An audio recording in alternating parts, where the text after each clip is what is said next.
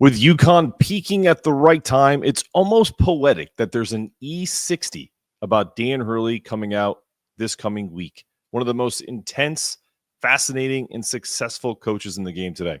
You're locked on.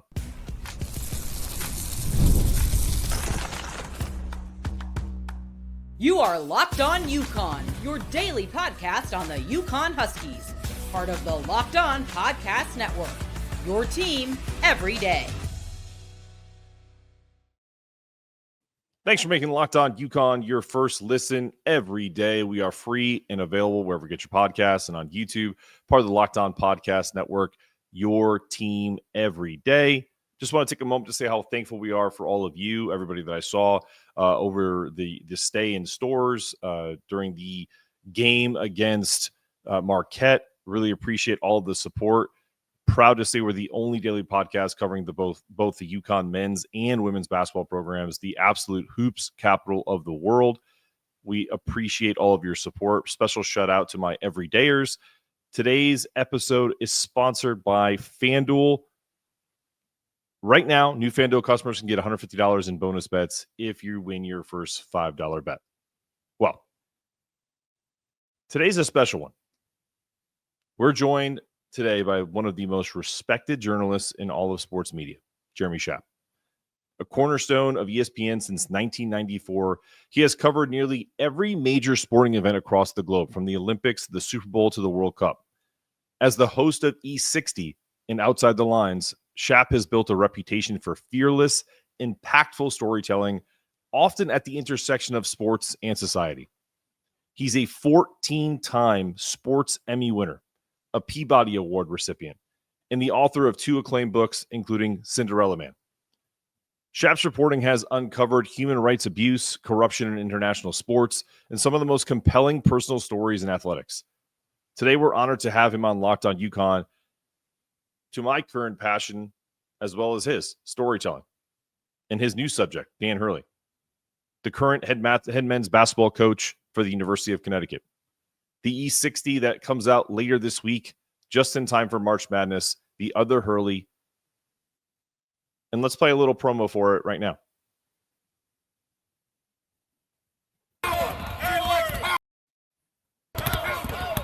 How would you describe your degree of ambition?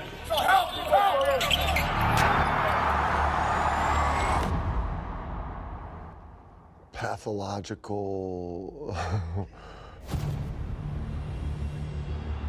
For people in the game, the name Hurley is royalty.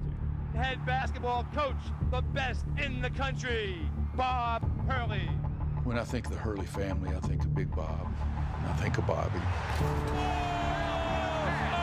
Bobby Hurley. Are you kidding? It wasn't easy, and a lot of times it wasn't fair. Hurley's little runner won't go down. Hurley finds a gap, lost it. It was a lot for a young kid to handle. I felt like a loser. I felt like a failure. What I've done in my basketball life does not measure up to the Hurley standard. He still has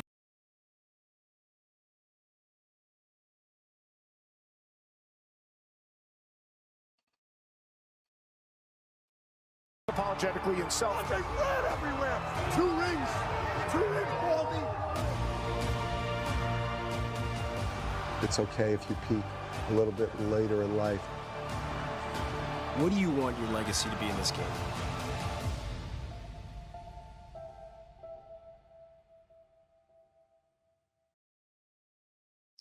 Some powerful stuff there.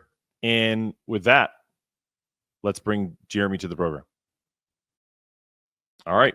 Without further ado, let's bring in the man we came to talk to today, Jeremy Schaap. Jeremy, welcome to the show. Mark, thanks so much for having me. This is great. No, my pleasure. I gave you a great intro that you can see when this all comes out. And when you put out this tweet, this is how I reached out to you. That you've known Dan Hurley for 30 years, and he's been consistently one of the most compelling figures in sport. In this new E60, I think we got the full Hurley.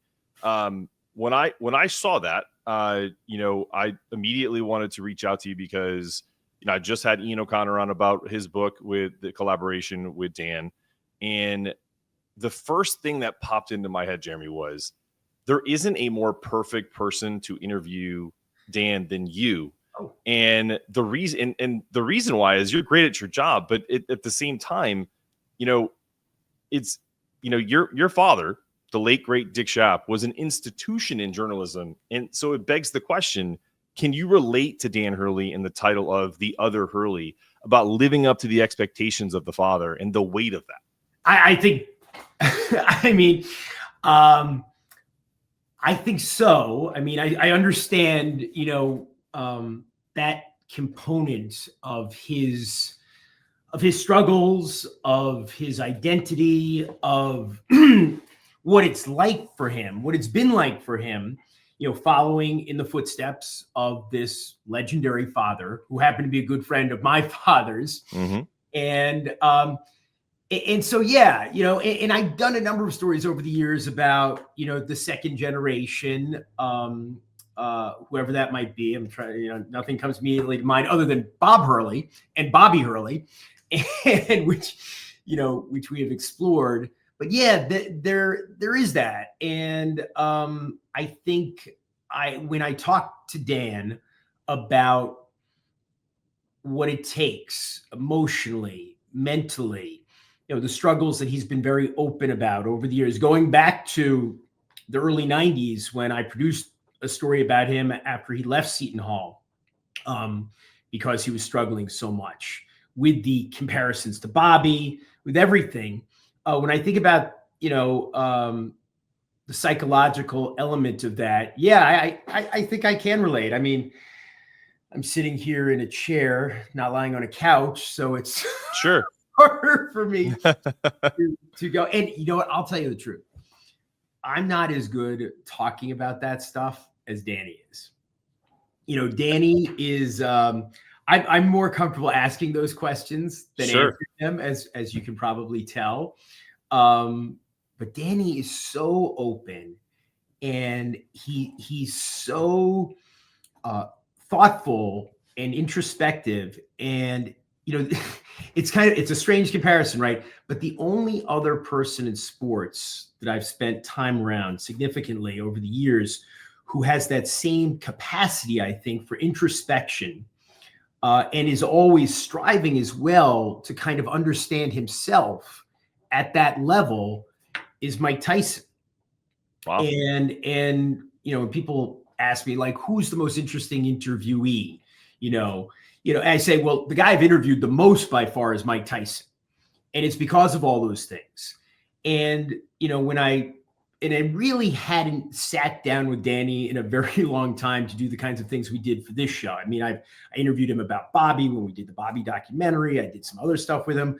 But when we really went deep for this. And now that I think about it, Danny's another person at who's got that ability, and who's got, the self-awareness and the self-confidence to talk about those things, which make a lot of people uncomfortable. Yeah, I've always said, and I brought this up when we interviewed Ian about the book, that's a collaboration. So a little different than what he's done in the past. And, I get to go up to a few games, living not in Connecticut anymore. I have to space out when I get to travel. And I just went there this past weekend to see them beat Marquette in a really tough fought game. He always looks physically and mentally drained in the press conferences, but he still gives. I mean, he gives the best answers. There's never a Bill Belichickian moment with he's unbelievable. Dan. You're right, and that's why he's the perfect subject for this kind of a treatment. I was talking about this within the past few days with my colleagues at E60. In the storytelling unit at ESPN, and a lot of them are Huskies. Yeah. And I was just saying, like, the thing about Danny, I'm trying to think across the landscape of sports. I mean, all the most successful coaches in the biggest sports, is there anybody else who communicates the way that Dan Hurley does? I don't think so. Is there anybody else you would be more eager to sit down with, because you're going to get candor, and you're going to get that, opening up of the veins. And I don't think, it's not rote for him, even though, I'm not the first person to talk to him about this stuff, obviously. But there really is this, kind of amazing duality as well, because here's a guy who spent so many years, decades upon decades of working on his emotional well-being and trying to find balance in his life. Because, at one point when things got really dark for him as a player at Seton Hall, there was no balance. Right. And he recognized that he needed it. And yet if you see him on the sidelines, right, like that doesn't look like balance, right? And you look at the way that, he lives his life at 150 miles per hour and the total commitment and all of that, the question always, right, like, how long can you do this? How long can you keep this up? And sure, that's something we talk about. But at the same time, so kind of the fundamental question, I think, with Dan is, are you that guy for whom every possession is life or death? Or are you the guy who understands that there are things bigger than basketball? And one of the, really interesting moments to me in our conversations, I said to him, when we're talking about walking away from the team at Seton Hall in the fall of '93, I said, how had it gotten to that point? How had it gotten to the point where everything, your whole identity, your entire sense of self-worth was tied up with basketball and nothing else? I mean, Dan is a brilliant guy. He is. And that's always been apparent. Like when you talk to him when he was, I guess the first time I talked to him, he was 19, 20, and he said, I blame my dad, and not in a, obviously, not in an unloving way or anything, but he said, look, this is the environment in which Bobby and I were raised. This was the focus. My dad was a full-time probation officer. He was the most successful. This is me saying, not describing. Senior that way, the most successful prep coach, high school coach in the country. His life was about his team and basketball. And he also had this full-time job in one of the toughest cities in America. So he said, I blame my dad. There wasn't a lot of balance in his life. And there weren't a lot of interests outside of his family in basketball. Now, you might say family basketball, that's enough to fill up, anybody, right? But and I asked Bob Sr. about it too. And, and he said, yeah, I get that. But yeah, it's just, I love obviously talking to people like Dan, who are not just giving you the surface, right? And there's not everybody, not everybody can do that. Not everybody is willing to do that. The vast majority of the big people in sports that I cover have no interest in doing so. Dan's very different. And I love that about him. Yeah. And I'm going to put a pin in that and take a quick break. And then when we come right back, I'm going to ask you a question around surface and dive into that just a little bit more. Sure. We'll be back with Jeremy Schaap. When the game tips off, the NBA action is just getting started, and there's no better place to get in on it than FanDuel, America's #1 sportsbook. With FanDuel, you can place live bets throughout the game, so even if you miss the opening tip-off or want to bet on a fourth-quarter comeback, you can stay in the action. And if you're looking for a bigger payout, you can even combine your live bets into a same-game parlay. I love using FanDuel's live betting feature because it keeps every moment of the game exciting. Whether I'm backing my team for a late-game rally or picking a player to hit a clutch three, I never feel like I'm missing my chance. Plus, the app is easy to use. And then when you win, you get paid instantly. Right now, new FanDuel customers can place $150 in bonus bets if your first $5 bet wins. Just visit FanDuel.com to join today. That's FanDuel.com for your shot at $150 in bonus bets. Make every moment more with FanDuel, the official sports betting partner of the NBA.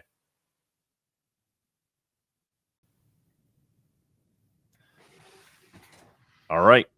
Told you it was going to be a quick break. We're right back on Locked on UConn here with the great Jeremy Schaap. Appreciate you again.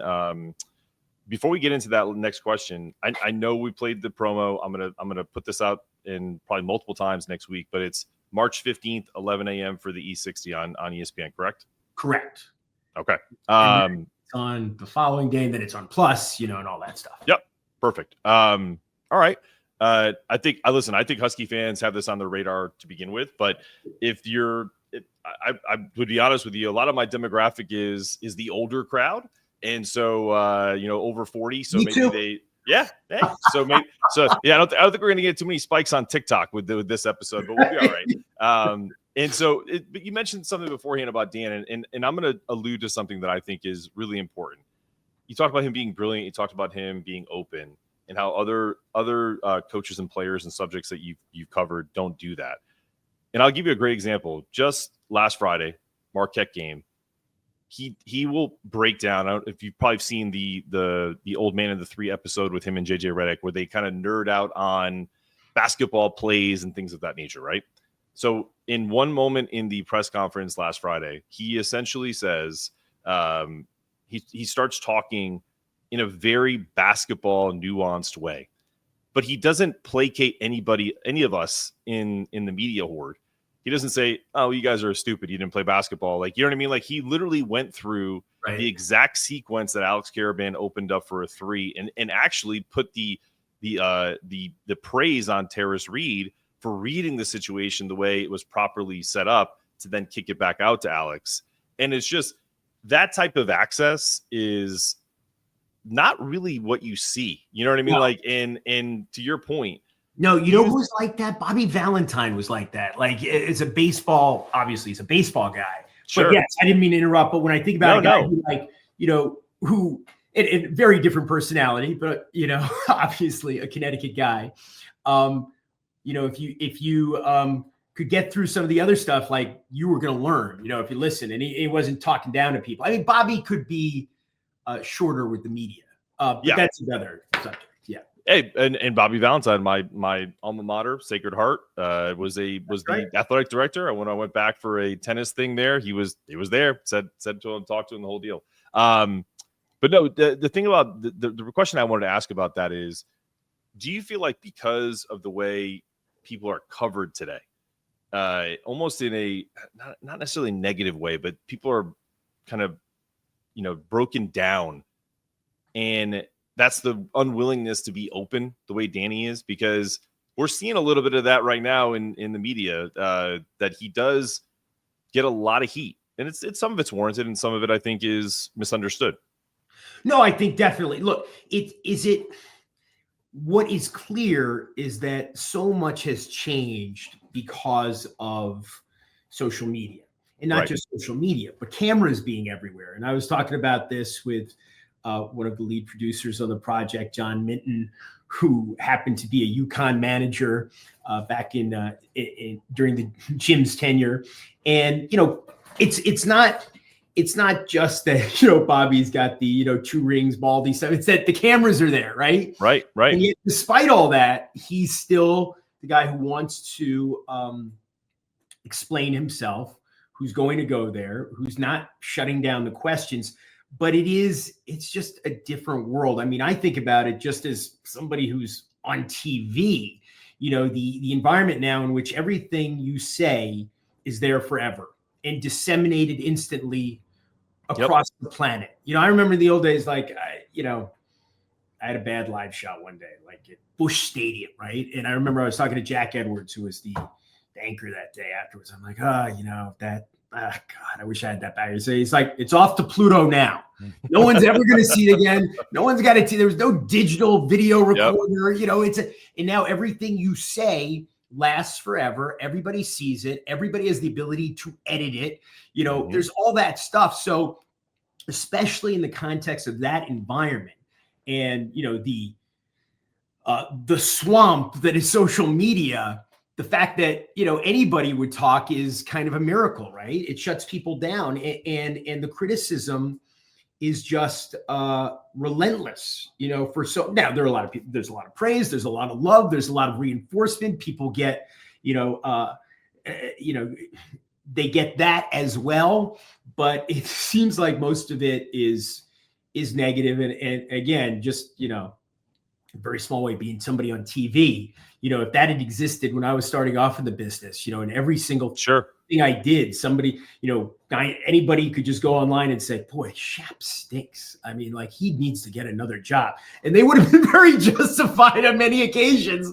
I probably would have just disintegrated, so yes, it does make it harder.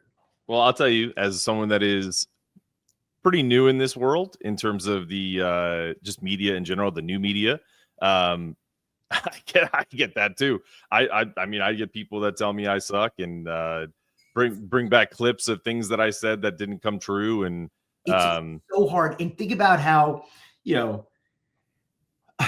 magnified it is, or the magnitude of it, for these stars. I mean, I go back to this conversation I had with Vince Carter probably 4 or 5 years ago, where he was still playing. I guess he was the oldest guy in the league. And he said he couldn't take it. His teammates at halftime, NBA players making $15-20 million a year, are on their phones looking at what was then Twitter and whatever else, and seeing what people were saying about the way they played in the first half. Wow. And if some guy with 5 followers said, he so-and-so stinks, they'd collapse emotionally. It's just this negative feedback loop. And yet, even in with that as a backdrop, we still get Dan Hurley, I think, trying to be candid, obviously being very emotional and very passionate and very intense, and sometimes going too far. But in a world in which it's hard to get anybody to talk any more than a millimeter below the surface, I think it's great we hear that stuff from Dan. For sure. This is another question for you in terms of the timing of this. When was this filmed? Was it pretty recent, or was it earlier in the season? I'm just curious about that. So I'm trying to think, the first big interview we did, I want to say, I guess it was still preseason. Was it October or November when I went up there the first time? Okay. And then I've been up there, I guess, a total of 3 times to talk to Dan, to stores, which, strangely enough, I don't think I'd ever been to stores before. Really? Yeah. All the stuff I've done over the years with Gino and with Jim, and I think with Kevin as well, none of it was ever in stores. It was always somewhere else. But yeah, so it was over the course of the season, several different junctures. I was kind of hoping I would get to Maui when we conceived this. It would have been a nice little trip. Turned out it was a good thing, probably. That wouldn't have gone well. When we did the Bobby documentary a few years ago, I want to say, I think it was 8 years ago, the Bobby documentary was on. We followed them around for the whole season, Arizona State as well. And I think we were at an early season game. I wasn't there, but the producers were there and the crews were there at Kentucky. I think it was Kentucky where they got crushed. And Bobby, I think, just seeing us there was like, you never know. Superstition, like if they're there, but true. I missed my Hawaii trip. Listen, coaches are finicky. Before I got this Locked On UConn gig where I could cover my childhood team that I grew up watching, the Dream Season and all of these guys from 40 years of being 35 years of being a fan. I covered the SoCon for a little bit, and when that there was a stretch there where you had Mike Young's Wofford team that almost beat Kentucky in the second round. You had Steve Forbes, who now is with Wake Forest, ETSU, and then you had Wes Miller's UNCG team, and I had an idea that I wanted to go to the SoCon and talk about the pressure of a 1-bid league when you had 3 really good teams, and film all of their locker rooms and how they go about it. And all of them were in. But guess what? When it came down to the rubber meeting the road, they were like, I don't know, we're all playing really well. And we don't want your cameras in here, messing with the juju. So it happens, man. Like, I get it. I totally understand that aspect of it. Right. But to bring it back to Dan, I wonder now, because we've lost a lot of really great coaches that could potentially be a rival. I told you before we, pre-show about my background in tennis, and, matchups make eras. You have McEnroe, Borg, even as early as Nadal, Federer. There really isn't a counterpart to Dan right now. I mean, no one's done what he's done. I'm not saying this as a UConn fan. I'm saying this objectively. Right. Nobody has won back-to-back titles in the NIL era. The face of the game. I think college basketball needs him now. Yeah. I think they need his passion, his intensity. They need the debate, the dialogue about when it goes too far. I think it's all good for the game, right?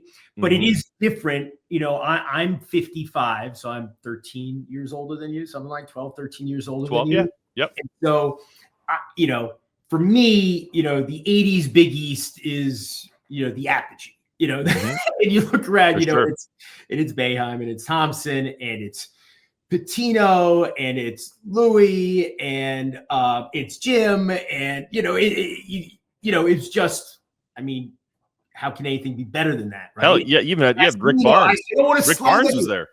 Yeah, that's right. After Rick. Yep. And after the Ricks, I should say. Yeah, right? yeah.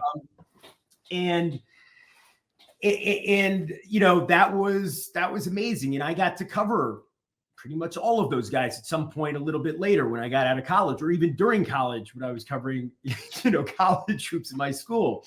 And that was a golden age, but it's not like that now. And when you see Dan and you see UConn and all of that, and certainly Jay Wright was doing it 7-8 years ago. It's excuse me. I think it's exciting. I think it's good for the sport.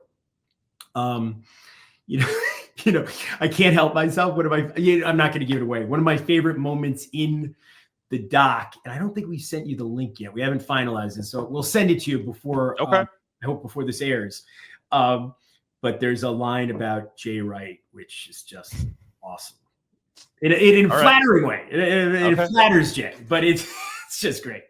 Well, listen, I love it. I was not a fan of Villanova for obvious reasons. You're rooting against them, but God, Jay Wright is the salt of the earth and just a fantastic coach. Real quick, I have to ask this question too. Sure. The perception of Dan with his colleagues, one of those things that I think everyone wants is people that are in your industry. You want them to respect you. Does he have that among most of his coaching peers? The respect, the admiration. Shaka and him, it's like a mutual admiration society. Whenever they play against each other, it's they're giving each other effusive praise. So I'm curious, is that you think that's the same? I don't think him and Rick Pitino are going to talk nicely about each other, other than the respect aspect. But I think it is. I think it's about the respect. I think, first of all, how can you not respect Dan if you're a basketball coach, right?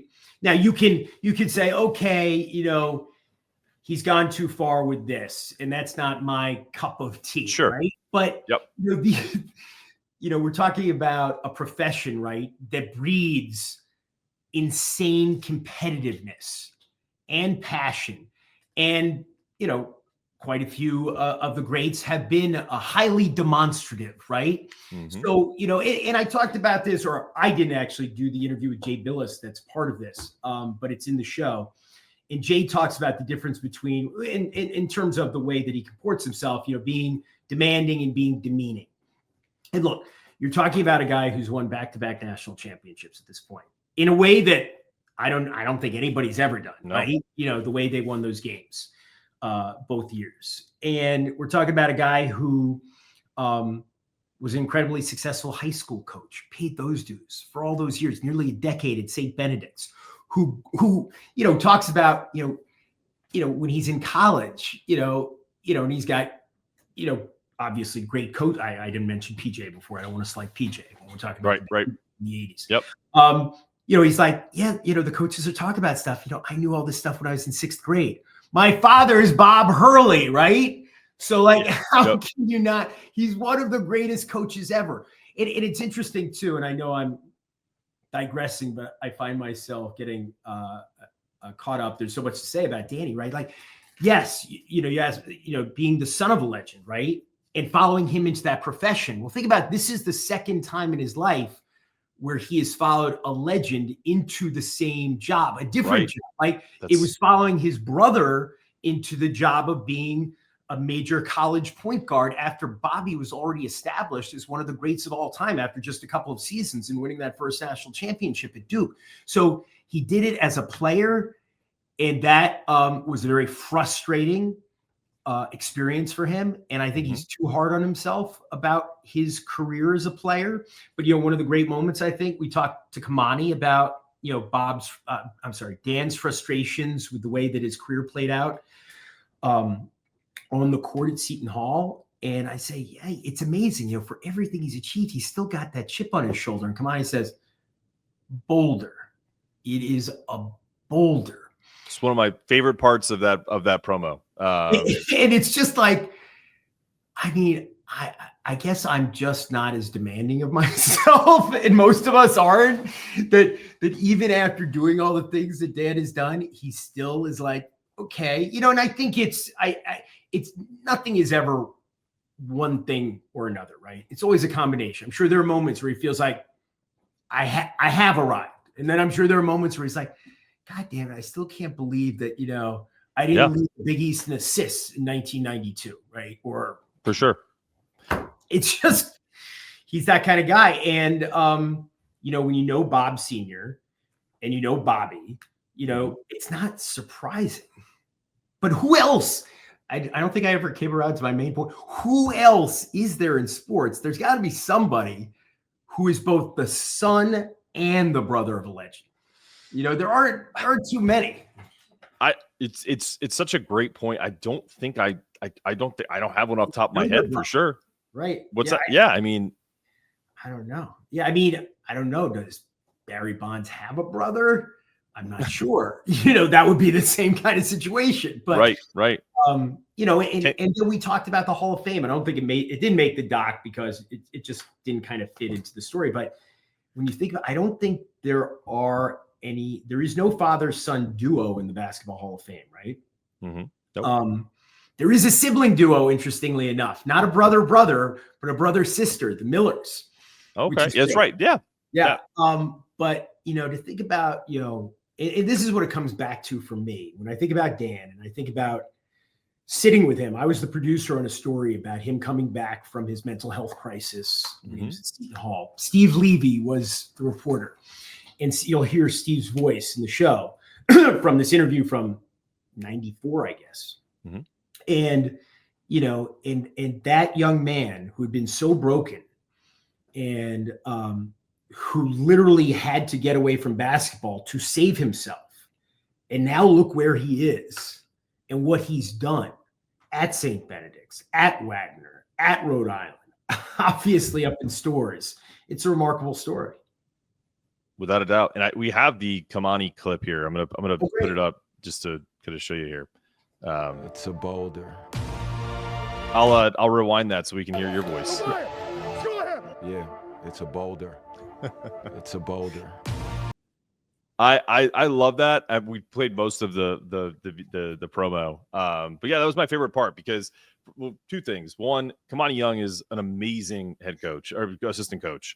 The work he does at UConn, it just doesn't get talked about enough. So even just to have him front and center talking about what they've built there is great. And part of that is sometimes you have other guys on the team like Luke Murray. I mean, how do you not put Luke up there? His dad's Bill Murray. You know what I mean? And he's Luke was great too. Yeah.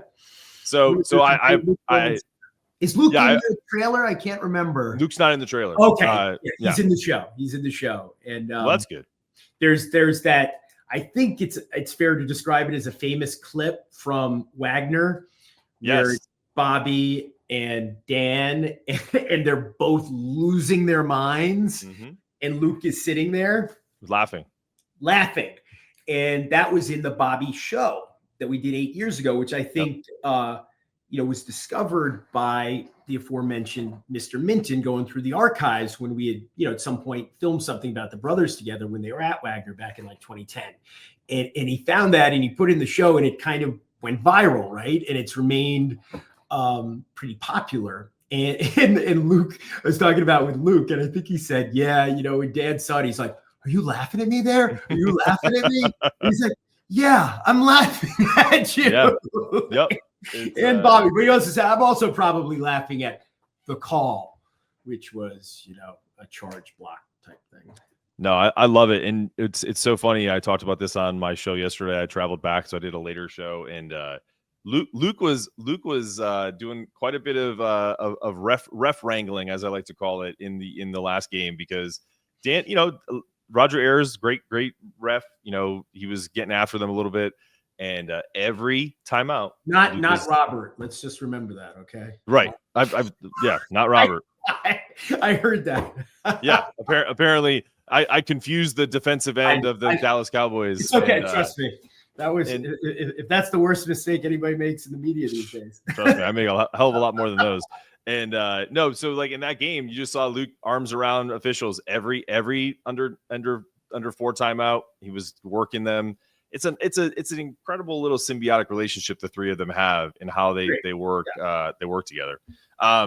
All right, we're gonna take a quick break. When we come back, we're gonna talk about a couple more things. I could talk to Jeremy for hours, so we're gonna wrap it up and talk a little bit more about the other Hurley and maybe some UConn specific questions for Jeremy right after the break. We're all about the stats because numbers don't lie. When it comes to the all-new Nissan Armada Pro 4X, the numbers are an MVP level type. With the ability to tow up to 8,500 pounds, it can quite literally carry the whole team, plus the gear and wherever you need to go. It's powered by a twin-turbo V6 engine, delivering the strength and performance to handle highways, back roads, and everything in between. And with room for 8 people, the Armada Pro 4X is built for big crews, big adventures, and even bigger memories. Whether you're exploring off-road trails or rolling up to the arena, the Armada Pro 4X brings power, versatility, and style wherever you go. Take your adventure to new heights in the all-new Nissan Armada Pro 4X. Learn more at nissanusa.com.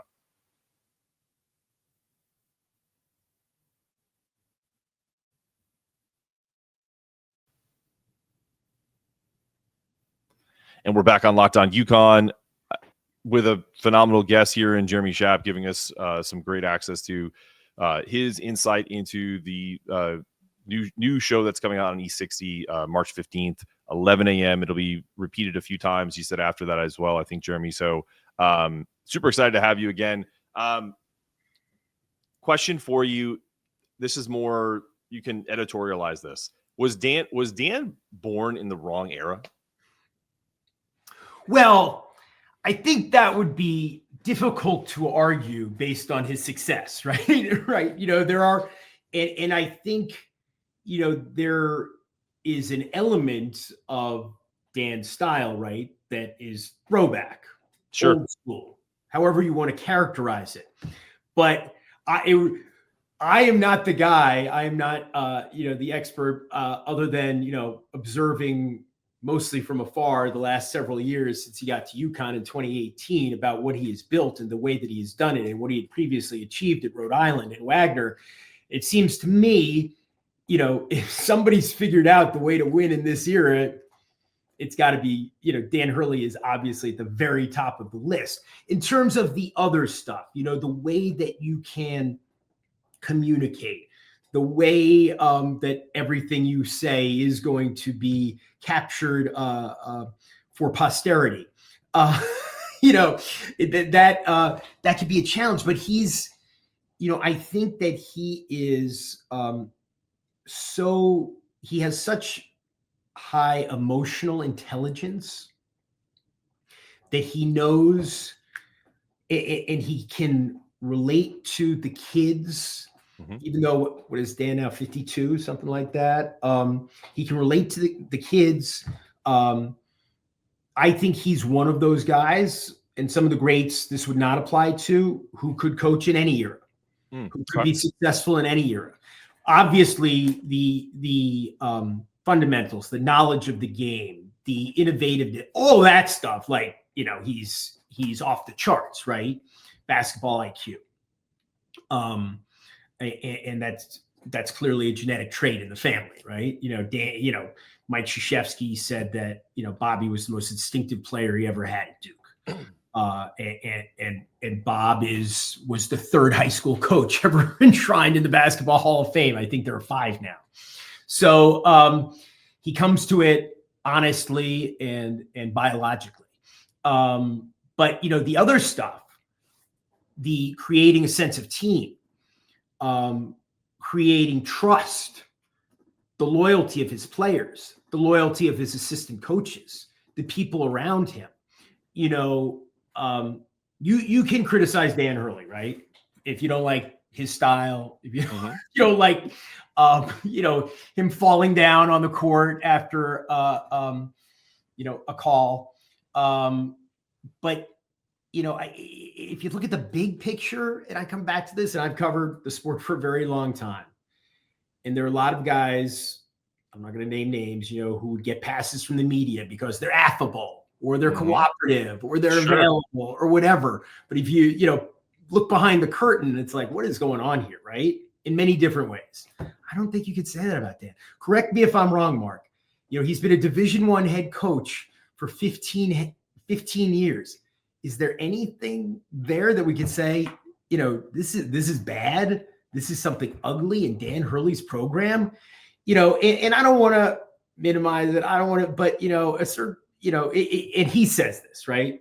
And I think Jay says this as well in the piece, basically. It's like, if the worst thing you're going to say about the guy is that he is a madman during the games, that's not the worst thing in the world. I grew up in an era, right, where there were a lot of madmen on the sidelines. You mentioned a bunch. You already did. Right. And there were a lot of madmen on the sidelines. And not just in basketball, right? I mean, you think of Earl Weaver and Billy Martin and guys like that. And I'm a baseball guy, right? And and you mentioned earlier a name that came up earlier in the show, my colleague John McEnroe. One of the all-time great talent. Now in his era, doing the stuff that John was doing with officials, I mean, again, you can make the case they certainly went too far, and almost everyone did. But now it's like, that's John McEnroe. That's who he is. We love him for the full McEnroe. You know what I mean? I totally agree, and I think Dan resonates with me and other fans and people who cover him in a way that's different than other coaches, because I've been around some coaches who are affable, and I'll name some names because I think they're great people. Like, a guy like Steve Forbes will give you one of the best interviews you will ever have. I've become close with a guy like Wes Miller, who's now at Cincinnati, and another really hardworking, just intense coach. But the reason why I resonate with Dan is because I grew up watching guys like Jimmy Connors and John McEnroe, and seeing that used to fire me up. So, like, for me, and I always, there was something wrong about it, or there was like a little bit of danger there, but I always related to that, and that's how I played sports, whether I was a middling basketball player or a really exceptional tennis player. It just I think that's why he does so well in the state of Connecticut too, because people want that authenticity. And we talked about it earlier, every time they turn on a television and they have a coach saying, yeah, we gave it 110%, and we're just going to be, on to Cincinnati. I hate to go back to Belichick. I feel like I'm giving him a bunch of crap, but he's the quintessential version of what that looks like. And even a guy like who I grew up watching and I loved as a Yankee fan, a guy like Derek Jeter. Derek doesn't give you a lot of extra, He did not. He did not. And I covered him for a long time, and I like Derek. But Derek was always in control, and he was always bland. And real Derek Jeter is not bland. It was all calculated. And you know what?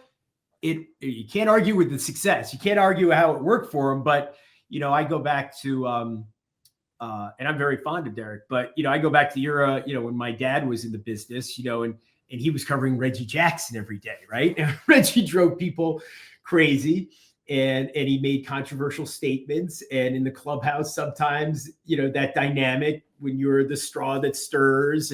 But I think about like, it would have been great just to be able to cover the biggest person. And then, don't get me wrong, there's still big personalities, but there were just, it seems like there were some, the old days are always better, but when Reggie got suspended with the Martin thing, where he was supposed to not bunt and then he bunted and all that stuff, and then he comes back to the team a few days later, rejoins the team, I think at Comiskey.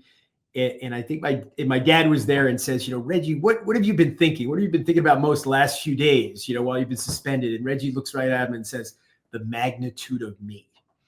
And it's like, and my dad always told this story. He always said, at that moment, I just wanted to kiss him. That's like beautiful. I love that stuff. How could you not? And that's why it's crazy when the media gets on people for being interesting or being self-absorbed, or it's like, that's what makes it fun. But from your lips to God's ears, it's the truth. Like I have some issues with that as well. But one thing I will ask you is, you're in Connecticut, you're a Connecticut guy. I know you got your Brooklyn roots and New York roots in Manhattan. But I have to ask you, what are some of the biggest memories you have to my UConn fans that are, from either covering the sport or just, being around it? Well, with UConn specifically, I was the ESPN reporter at the Rip Hamilton game, the Huskies versus the Huskies. Mm-hmm. Was that 99, 98? 98. So that was a good one. Yep. I have to admit, for many years, I've kind of thought I was at the Tate George Clemson game, but I was just checking because I thought, my UConn history might come up in this with my buddy from high school that I went to. He's like, no, we were at the next game where they lost to Duke. I'm like, oh, that's right. And I was like, okay, when you get to be 55, your memory starts playing tricks with you. And then over the years, really, a lot of stuff with Jim, which has been great. I remember doing a story about Jim and cutting down the nets and what that was all about. And also with Gino. I mean, Gino is one of my all-time favorites as well. Every opportunity I get to talk to Gino, I cherish. He's been incredibly gracious over the years, coming on Outside the Lines, doing stuff. I've done in-person events with him.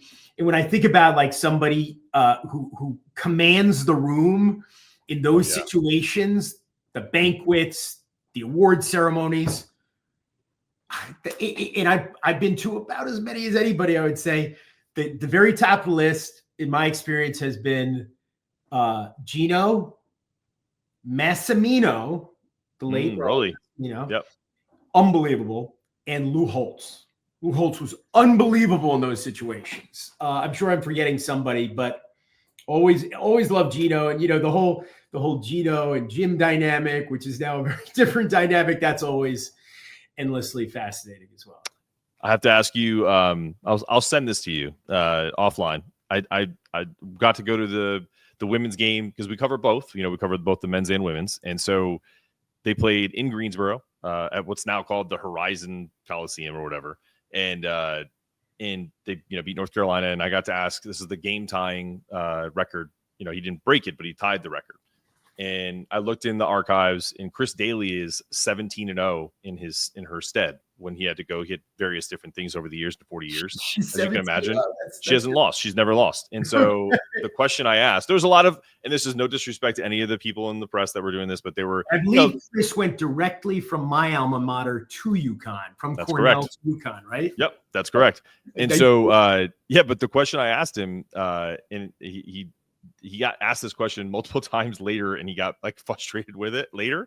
But I asked him, I said, what's more impressive, your record tying win or Chris's 17-0? And he kind of looked and went, I mean, if you ask her, she's going to say her record because she hasn't lost. But he was great. And then, but to your point, like he's just so phenomenal. I mean, I've never met him before until that moment, asking him a personal question like this. And he's looking directly at me and answering the question. Him and Dan have that very much in common. Whichever person asks a question, they don't look out into the ether. They literally address you and command the room. So spot on with that call as well. And he's also, Gino's a guy who's at a point like, okay, you're Gino Auriemma. You could say whatever you want, Right. right? Like, you don't have to worry the same way that some other people do. You're Gino Auriemma, and Dan is certainly at that point as well.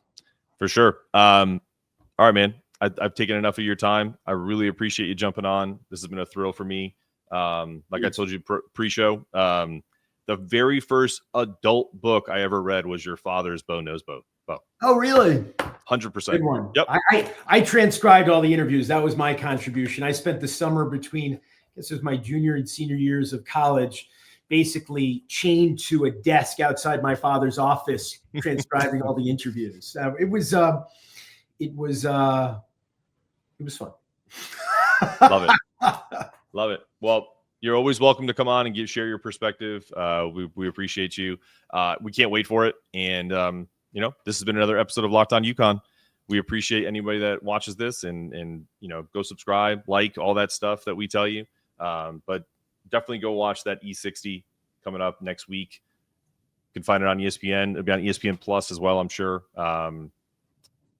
Hey, I'm starstruck. I'm just gonna end the show. Mark, Go Huskies. Go Huskies.